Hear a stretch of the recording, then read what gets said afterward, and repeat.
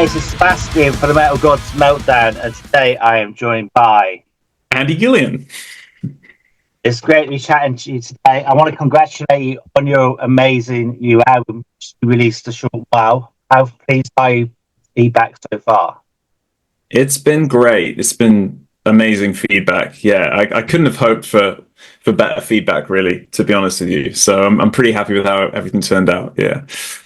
Amazing. Britney Slayes features on As the Kingdom Burns. That must have been amazing to work with her. Yeah, absolutely incredible. Incredible. I think I said before, like I felt like I wrote that song almost for her.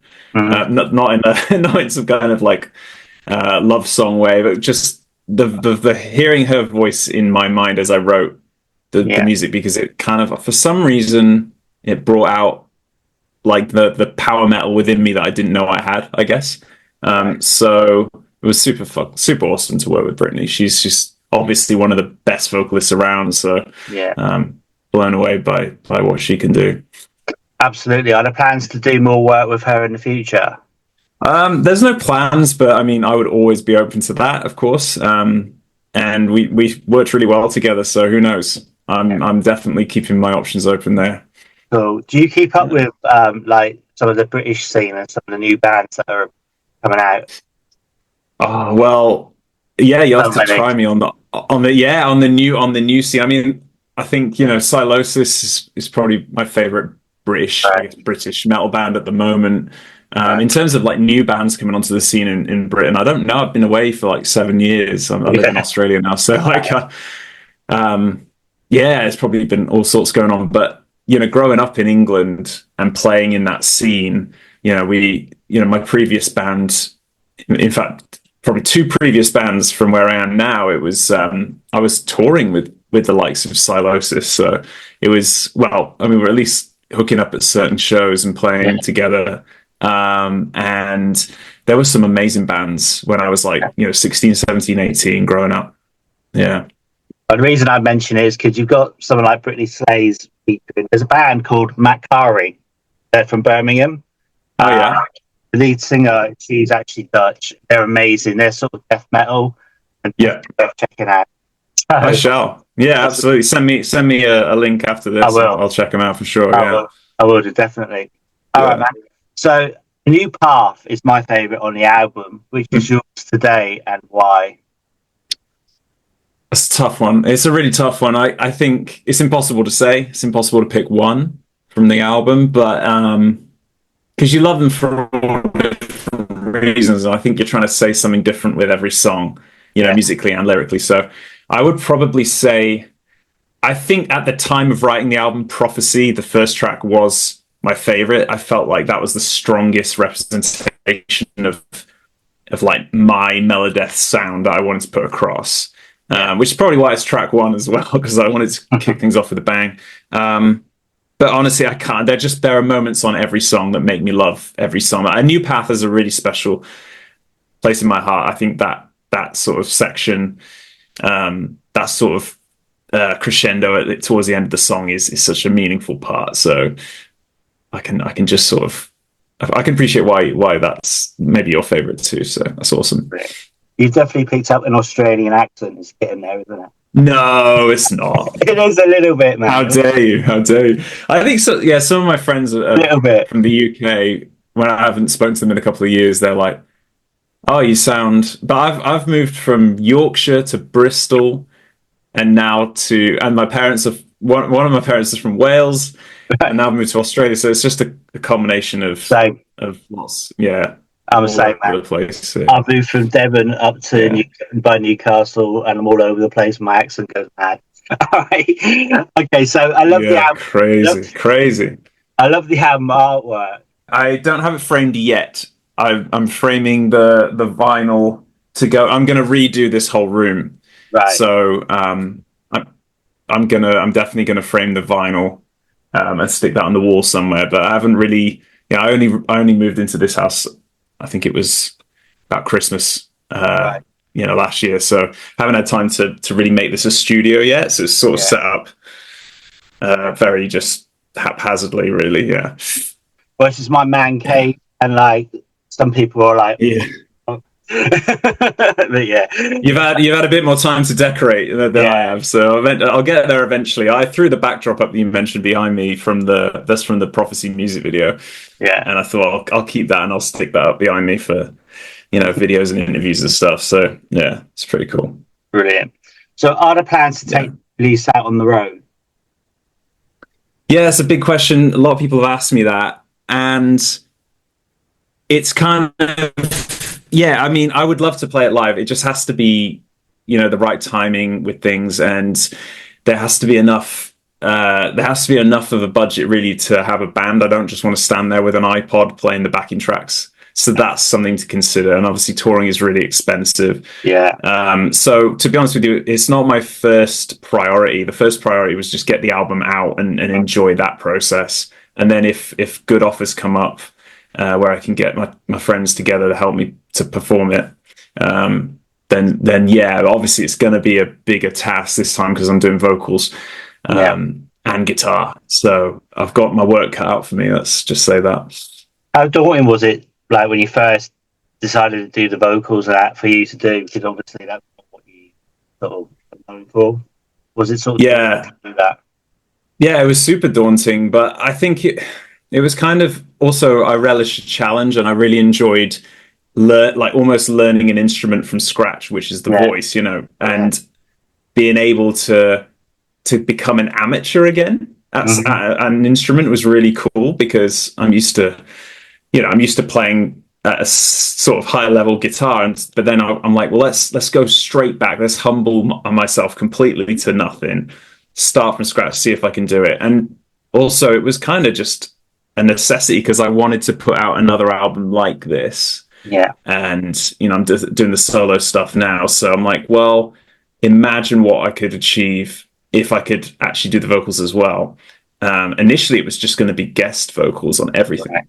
Right. And it could have been just that, but then I just realized, every couple of months that went by, I was like, I really want to give this a go, and I just ended up getting carried away, and the whole album, apart from Britney's vocals, is myself. So a lot of fun. It was a good adventure. Yeah, that's brilliant. So with the album artwork, was that designed by yourself, or was it, it's not AI? Is it? No, that's the artwork is my good friend Kim Aldau from Sweden. Right. He did the previous 2 solo albums as well. So he's just an incredible artist. Yeah, and he just knocks it out of the park. I just tell him, I think the last Arcade Metal was my last solo album, and that was completely different. But he just seems to be able to do anything. Yeah. So yeah, really talented guy. It's amazing. Yeah. But going back to your times with Mors Principium, is there a particular album that you're most proud of working on? Gosh, that's so hard to say. I mean, all the albums mean so much to me, and they all feel like a very different time in my life as well, I guess. I guess I would say the first one I did with the band Andetta Live was probably the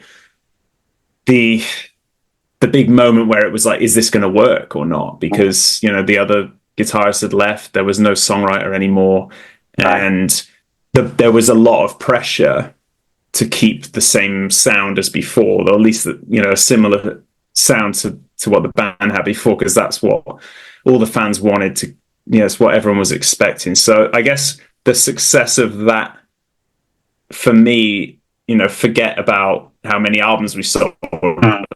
All I cared about was the fans appreciating what the band was still alive. That was my mission statement, and I did that. I think I achieved that, and that was really special to me. But they're all special albums for sure. Absolutely. Yeah. So going back to your solo work, is there a particular musician you would love to work with in the future? Yeah. Okay. Any musician I haven't yet worked with that I would like to work with? Yeah. Basically. Wow. That's a tough one. That's such a tough one.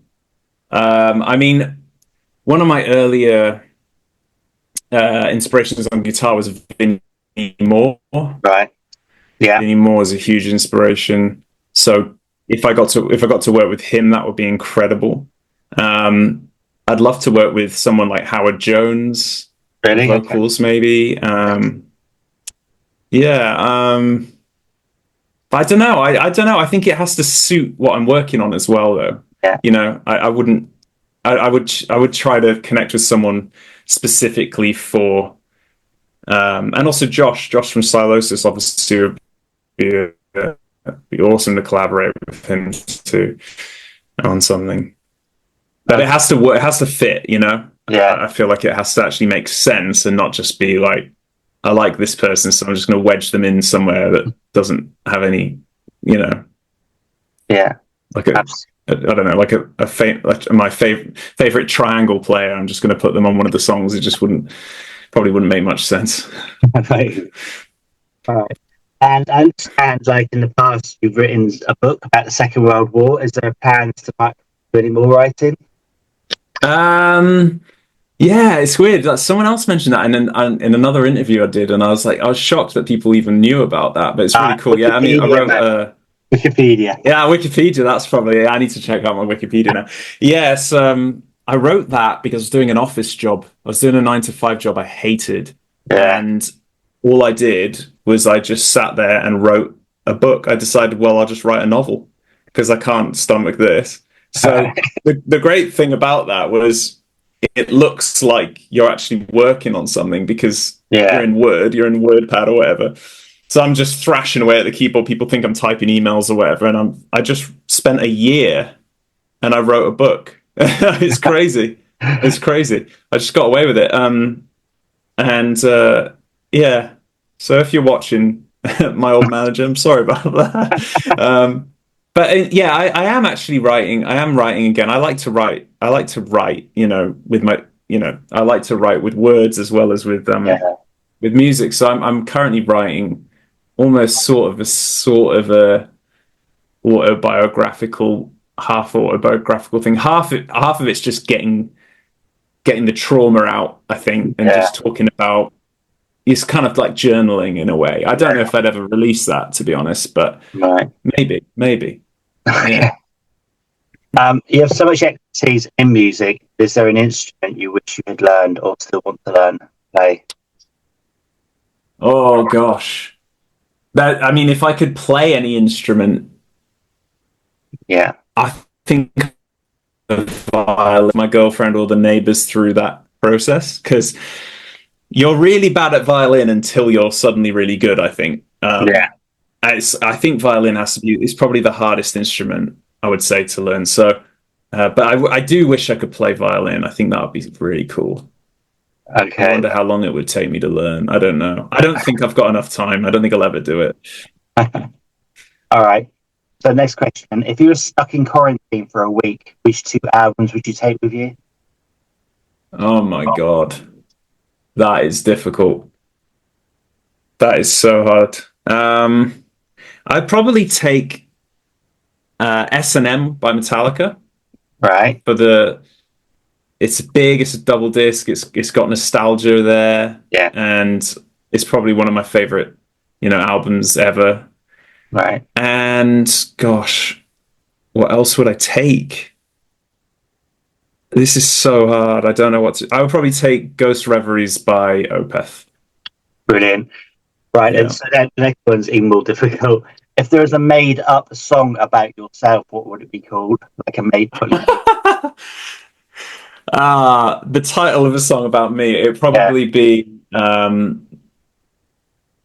called Crippling Anxiety, I think. Okay. That's brilliant. What's the plans for the rest of the year then? Would he be releasing any more videos or anything like that?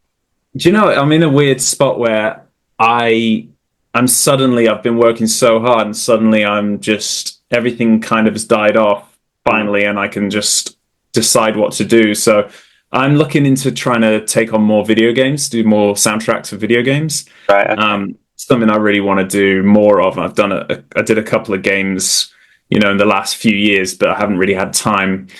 When you do an album cycle, like writing an album, release an album, it can take 2 or 3 years really to get it all out there and finish. So there's the cat. So for me, I think I mean I need to keep paying the bills, and obviously writing metal doesn't always pay the bills as much as people think. So I think taking on more work doing soundtracks for games would be super awesome. But I'm still writing the sequel to my first solo album, which was Never After. So I'm doing Never After 2. Right. And I think I'm probably 2/3 of the way with the writing for that. So that's the next album. Yeah. That's amazing. How would you describe Exilium in 4 words? 4 words. Yeah.